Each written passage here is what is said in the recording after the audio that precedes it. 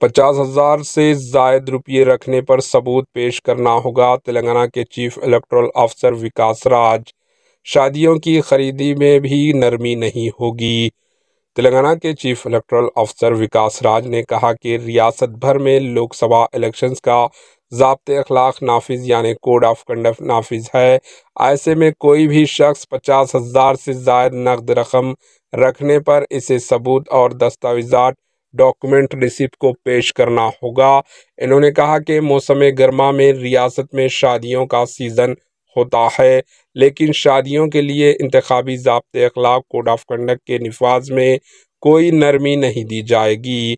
इन्होंने एक इंटरव्यू में कहा कि विकास राज ने शादियों की खरीदी करने वाले अफराद को मशवरा दिया कि वो अपने साथ नकद रकम के सबूत और डॉक्यूमेंट दस्तावेजात साथ रखें, क्योंकि शादियों की खरीदारी में इलेक्शन कमीशन की जानिब से कोई छूट नहीं दी जा सकती।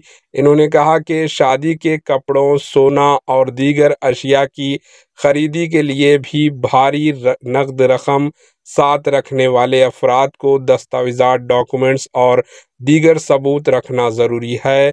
इन्होंने कहा कि वोटों की गिनती के अमल के मुकम्मिल होने तक रियासत में कोड ऑफ कंडक्ट इंतखाबी ज़ाब्ते अखलाक नाफिज रहेगा। Bureau report, AHN news.